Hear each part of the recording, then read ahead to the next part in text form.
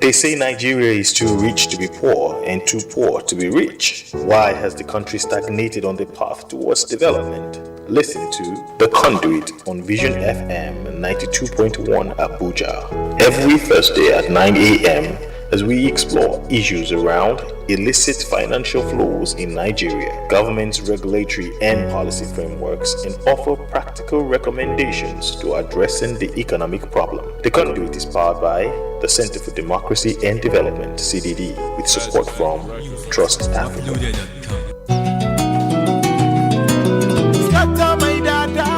They say Nigeria is too rich to be poor and too poor to be rich. Why has the country stagnated on the path towards development? Listen to The Conduit on Vision FM 92.1 Abuja every Thursday at 9 a.m.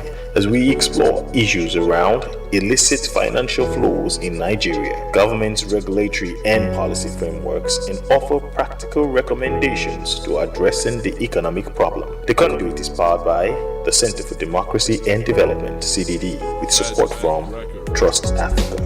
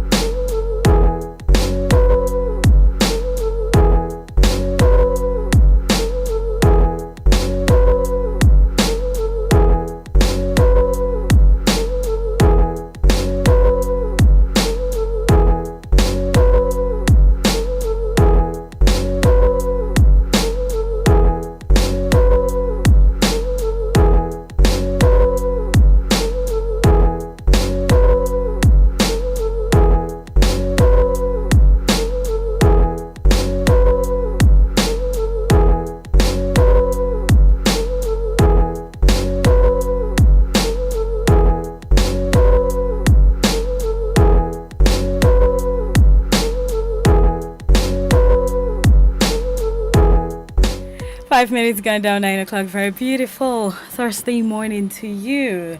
You know, you and I want a better Nigeria, a country we can be proud to call our own anytime, anywhere.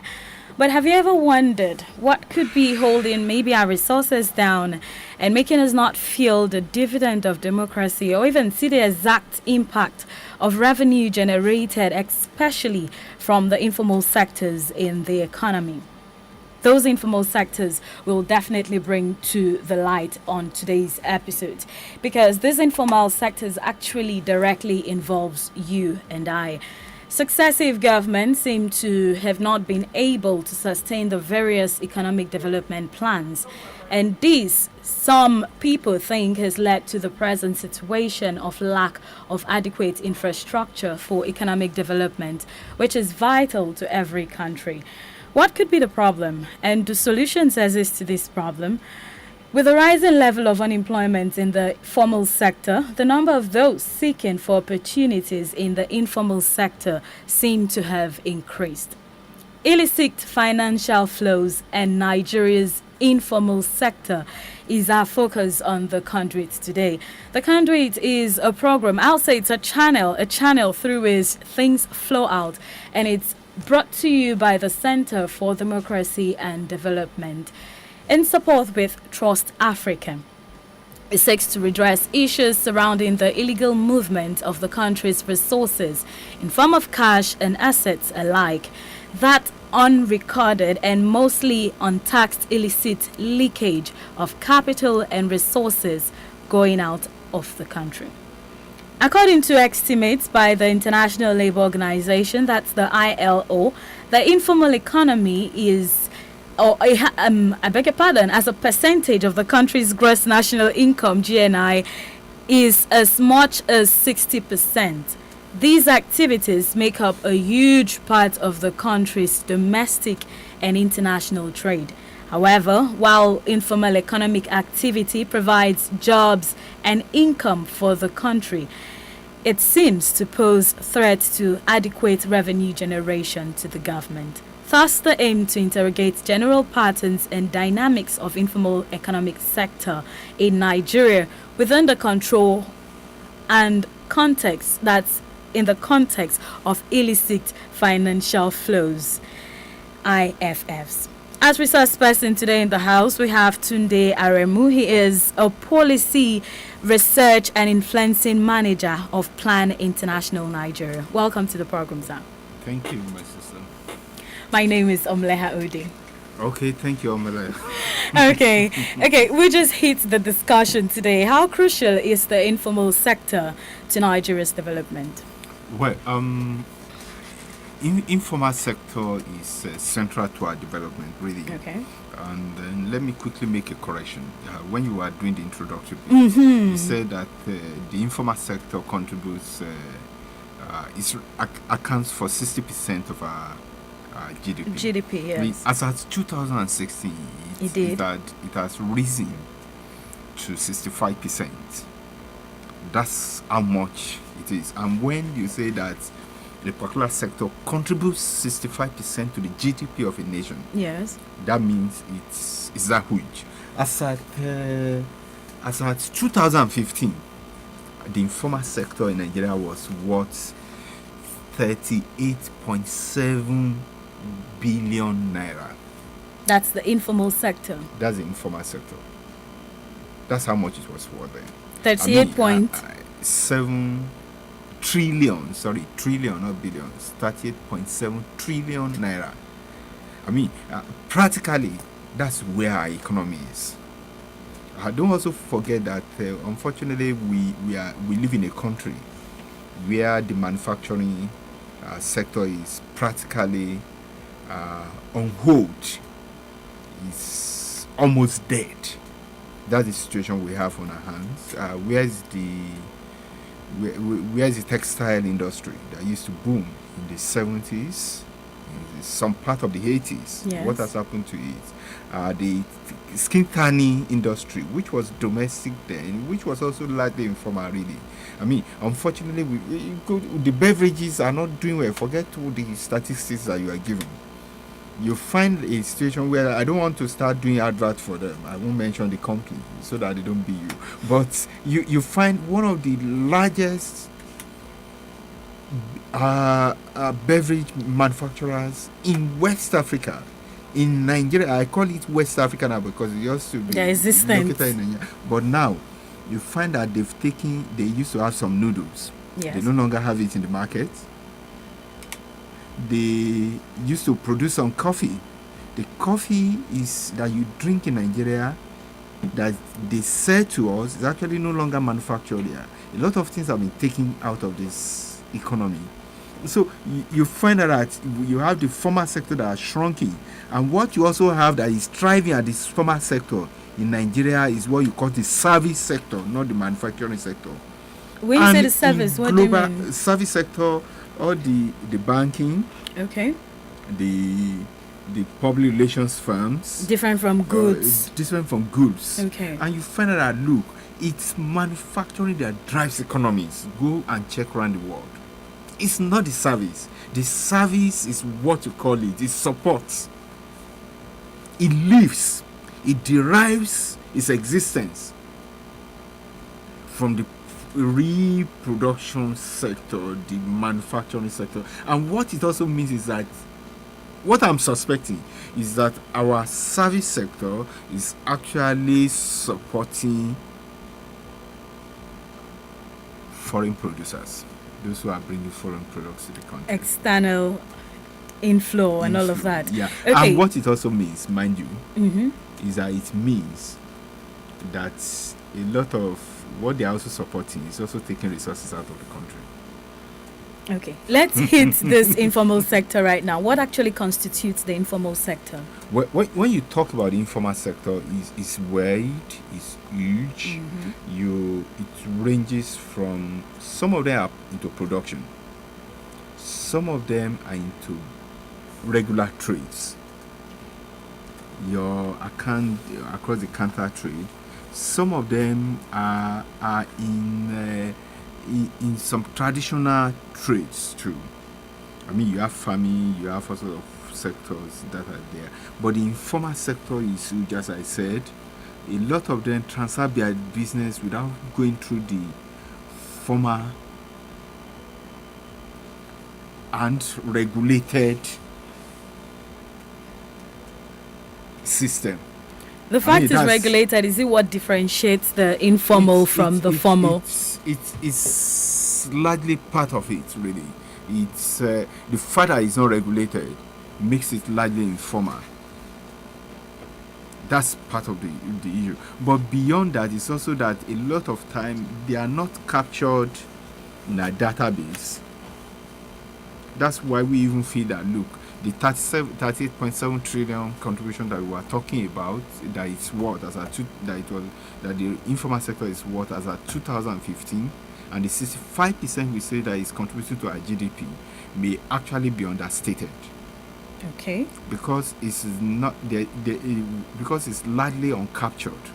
A lot of transactions there are uncaptured, are untracked, and the movement of money, of fund within the informal sector, most of the time don't also follow the right means, the known or recognized routes.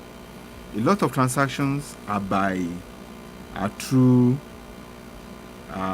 direct contacts. Yes. You don't find, maybe with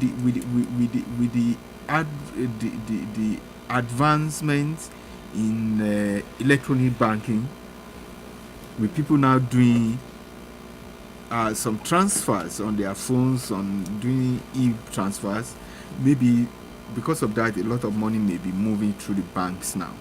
But previously, to a large extent, the financial transaction within the informal sector was from hand to hand. This informal sector, is there a particular body or supposed to regulate or something? What means can it be regulated, at least to harness all the potential? Well, there are lots of bodies, which is also the challenge we have in the country. There are actually lots of bodies that are supposed to be regulating or claim to be regulating them. But unfortunately is that, where is the database of those regulating agencies? Okay. Number one. You also find out that apart from that, there is also duplication. At what level? Because where you have a lot of agencies, MEDAN, all of them, different agencies, small and medium enterprises agencies, the NDE. I mean, all of them are there doing their pockets of things, and they are not connected. They are not linked, which is also part of the challenge that we have. So you find out that the agency that are supposed to regulate them, it's only when they want to generate resources from them that they actually wake up to their duties. Okay. So there's also largely lack of support for the informal sector. So it's when they want to take resources from them, that's when they start. And so that's why I said there's duplication. So you also find resistance to regulation from the informal sector. That's from the informal sector. Yes, because they are overwhelmed a lot of the time. Let me go to the issue of taxation, for instance. Okay. You find in some states where the local government will go to a particular operator, the Ministry of Trade will go. Okay, when you're talking about these operators right now, I'm sorry to cut you. Can we actually be very practical about it? When you talk about operators, the market women, the traders, okay, your tailors, yes, your mechanics, and then but I'm also mentioning the one that are dance stream. I mean, there are those that are actually doing large business, huge business. A lot of resources, a lot of our traders go to Dubai, they bring things in. A lot are into manufacturing too. Okay. That they manufacture things that are used within the country, and you don't capture them. They don't, because they are not those so-called big stakeholders. So you don't get to see them. For instance, the support sector too, for instance, the automobile sector. I'm not talking about just the mechanics now. There are lots of fabrications, a lot of manufacturing is actually going on in the automobile sector. And That is not accounted That is for. not accounted for. And they're actually the informal sector. How many automobile manufacturers do you have in the country? We have Pan that is dead. You have the big ones, the Japanese automobile distributor company. They are just distributors. They are just large marketers. But you find that the smaller ones, a lot of vehicles come in through the informal channel in the country. We bring in a lot of vehicles, they go through the informal channel. Yes. It's not just, you can talk about smuggling. It even goes beyond smuggling. Even those that come in through the port. But immediately they come in, who tracks them? They go into the environment. Then, apart from that, you also find reconfiguration of vehicles and everything. And those are huge formal sectors in other economies, in other jurisdictions. People actually, what they do is that they also put together. They restructure vehicles, they remold bodies, they reconstruct bodies, which is actually a very big sector in other economies, but here is not captured. Okay, will you say the government is not having full focus on this, maybe due to political distortion or something? No, I think part of the challenges we have is that it's multifaceted. First of all, we have lack of political will to actually do the right thing. Okay. Number one. Then we also have an economy that has been driven largely for several years with people with limited knowledge of how microeconomy runs. We've had in charge of our finance sector people who are coming from the World Bank, from global from global institutions that are dealing, and what they deal with there, the sections they belong to are macroeconomic sectors. So they are not used to the microeconomy. They don't know how to regulate. They don't know how to handle it. So they bring wrong prescriptions, which is also part of the problem that we have. And then we also have this rentier economy, where everything is dependent on the extractive sector. Okay. So we focus on it. So it prevents us from actually looking at that sector that is actually driving economy. Then don't forget the issue of corruption as well. Oh, that's true. That's the idea of illicit financial flows. Also. Illicit financial flow goes beyond. I know it goes corruption. beyond corruption. Corruption is a contributory factor, but Okay. it's huge. It's bigger than. Don't also, because we've always corrected this. Because when we talk about resources getting out of our economy, of our environment, the Western nation, the neoliberal economists, we want to convince you that the bulk of the money go out through corruption. But it has been proven that corruption accounts for just a little about percent. 35%. Okay. 65%, sorry, 5% really. 65% of it is accounted for by business transactions. Through business transactions within or outside? Within the country. Okay. Where it's a global thing now. You can't actually, it's very hard to say with the age of globalization. Yes. So you find that these multinationals who come into our jurisdiction actually take a lot of our resources out of the economy. But then don't let us also forget, we are talking about the informal sector, because we also often ignore it. Because we talk about a lot of the chunk of the money going out through the formal sector. Through the formal sector. Mm-hmm. So when we talk about illicit financial flow, the tendency is to focus just on the multinationals. Even, mind you, they are also the drivers of the informal sector to a large extent. Let me give an example. There is the issue of the tobacco sales. Okay. The tobacco sales in Nigeria and across West African region has been largely through the informal sector. So what they do is that when these huge big manufacturers, when they finish production, they actually pass it around through the informal channels, and it is deliberate. It's also a way of avoiding taxation, because as I said, the informal sector is not tracked. Avoiding it or evading it? Is it just avoiding the tax or causing the whole tax evasion? It's both criminal and though they will tell you, the neoliberal economists will tell you that tax avoidance practices is legal. Yes. But it's criminal. Yes. Because what you are doing is that you are not just stealing money from the country, where you are taking money out from.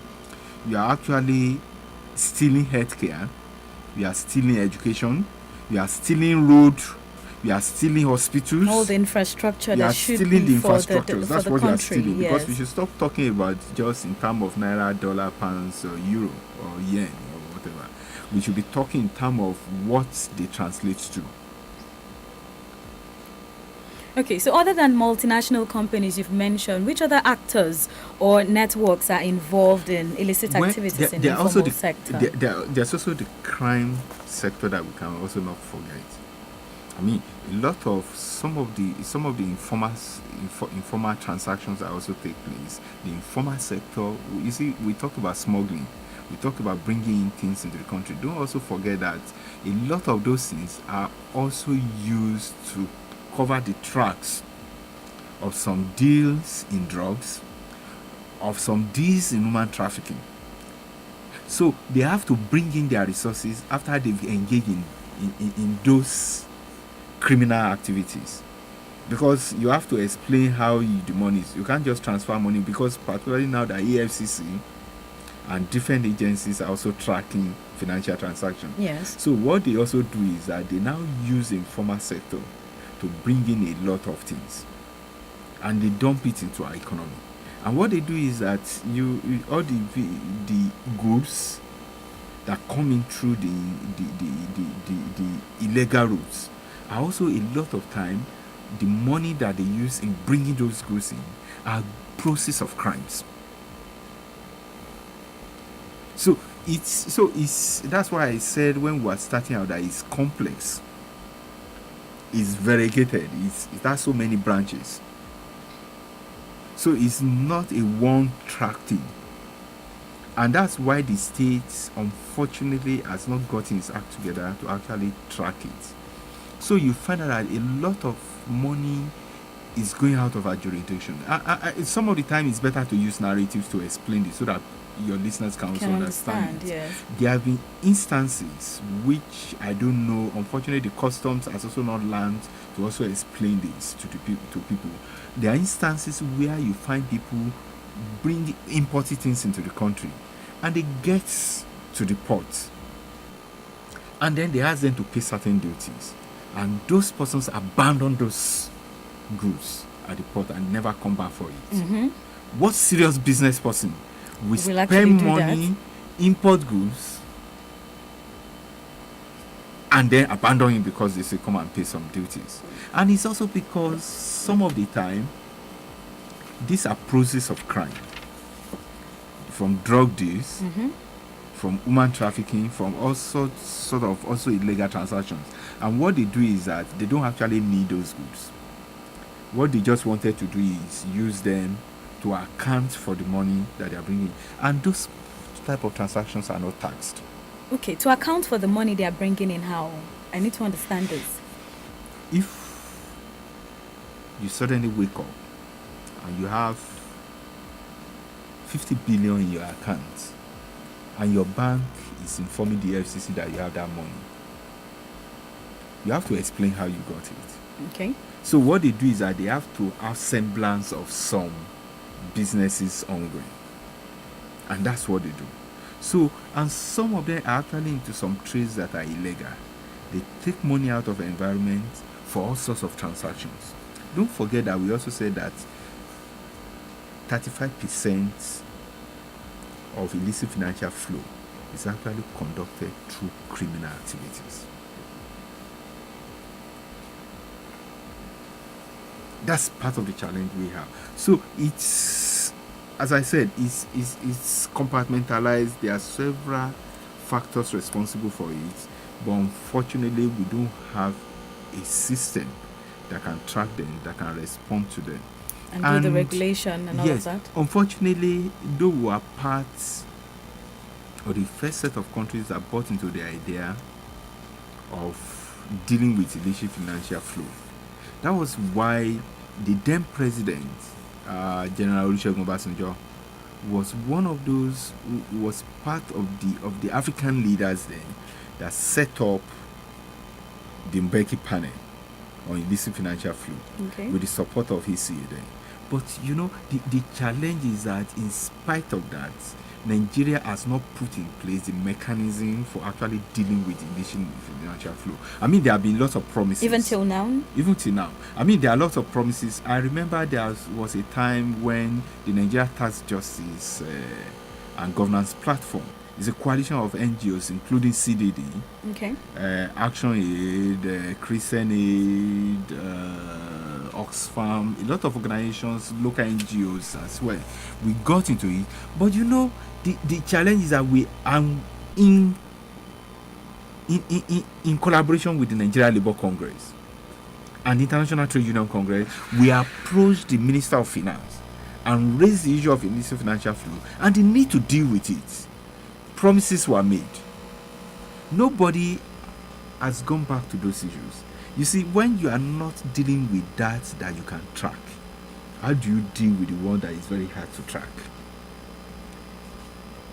The leaky report from Action Aid has been out for a long time. We have the Paradise Papers. We have the Panama Papers, also, yes. And we have the Paradise ones too. And who has gone back to them? Several Nigerians have been mentioned. There were promises made by the Minister of Finance that it will be investigated and those found culpable will actually be dealt with. But unfortunately, it never happened. Nobody has gotten back to Nigerians to give feedback. So where I'm going is this. You have a sector that is huge, that is contributing what is trackable, 65% of our GDP. Yes.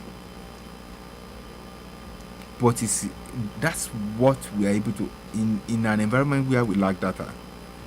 And you are not responding to the challenges posed by even multinationals and Nigerians, individuals and businesses that are engaging in the illicit financial flow, the ones that we are able to track. And yet you are not talking about, so you are now talking about the informal sector that we are unable to track. Yes, we need to track it, but let them start from the ones that are trackable. The ones that are trackable. But talking about the ones that are not trackable, you know, when this thing about tax comes, as in, where did we get it from? Is it because of the oil boom? This idea of tax, because tax is not one thing that as a country we've taken as very serious.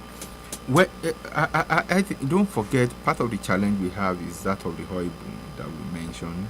We overwhelmingly focus on the extractive sector, yes, whereas the real money is from the tax. But when we also talk about tax, it's not about the taxation of individuals like us, like you and I. It's not about the taxation of those poor traders. And mind you, when I was talking about illicit financial flow, I'm not talking about those, because you know we've tried to define informal sector because it will also create some confusion too. Yes. When we talk about informal sector, don't let us talk about that poor woman who is selling sweets and chewing gums. Don't talk about that woman who packs some bowls of rice in front of a shop or in a kiosk. We're not talking about those ones. There are huge amount of businesses. Some of them, their shops, their stores may not be very huge, but you hear about them transacting business in billions. They are all over Nigeria. They are everywhere. But if you... mind you, some of them are also children of the rich. Yes, there are some that have been able to break out of the poverty cycle. But you also find out that a lot of these small businesses are actually also owned by people in politics, by people in government, and by huge businesses. I've cited the example of the tobacco industry, Yes. because ECOWAS has responded to that. ECOWAS has responded to that. Fortunately, it was led by the customs unit of the ECOWAS, and what they did was to actually get the ministers of finance in West Africa to agree to a common protocol on transactions, on taxation in the region. Yes. But the one on tobacco is still in the work. But we have a document that we hope they will also respond and adopt the way they adopted the one on trade relations between the countries. Between countries. Okay. We'll open the phone lines right now just in case anybody has a contribution to make or a question to ask. It's the Conduit on 92.1 Vision FM. And today we are discussing illicit financial flow and the informal sector. And the informal sector, as our resource person Tunde Aremu has said, he is the policy, research and influencing manager of Plan International Nigeria. As he has said, it goes way beyond the market woman. Cuts across even multinational companies, you say. Okay, the phone lines are open right now just in case you want to call in, make a contribution, ask questions. The numbers are 080-911-27-352 or 08025-140627. The numbers again 080-911-27-352 or 08025-140627. Those are the numbers you can call and make your contribution, or you can send a message to 33538 and make your contribution. What measures can actually be put in place in order to curb IFFs in Nigeria in the informal sector? First one is about capacity building. I keep saying it, that the first challenge is that we don't have capacity to actually track the business amount of business transactions that is going on in the financial sector. We have to deal with data collection, which is another one. And then there are lots of technologies that are being put in place globally now. Some of them are called geospatial technology, in which you are able to track what is happening. You know what is located where, you know the density of population, and you are able to say, okay, something must be happening around here for this amount of movement to be happening around here, and track what is happening. We don't do that. We don't do intelligence gathering. But the political way to also deal with it. Don't also forget what I said, that yes, we call it informal sector, but a lot of businesses are also going there. It's also with the connivance of even the formal sector. I told you that we have a situation whereby a company closed certain production line in the country, and they move it to other places. They move it to other countries within Africa, within West Africa. Okay. And those their products are coming in. How are they coming into Nigeria? Are they tracked? They don't bring them in through the formal sector. They don't bring them in through their own. They don't set up their own. They deal with people who they call wholesalers or distributors. And some of these people are actually operating within the informal sector. And it's deliberate. It's deliberate. It's the best way to make sure that they don't, after taking it out of our jurisdiction, they no longer pay tax. But we are still the market. They've denied us the type of taxation we could have gotten through the former as a country channel now, as a country, by manufacturing here. They are manufacturing elsewhere, and yet we are the market. If Nigeria is 1/4 of the whole population of Africa, if Nigeria population is equivalent to the whole of the population of East Africa, so what percentage of West Africa are we? So you know this is where the market is. So they bring those products in, but they don't bring them in through the formal channels. They use the informal sector to bring them in, which is also a way of avoiding. Tax. So you find out that the profit they are making there are not taxed. I mean, this is what constitutes part of the illicit financial flow.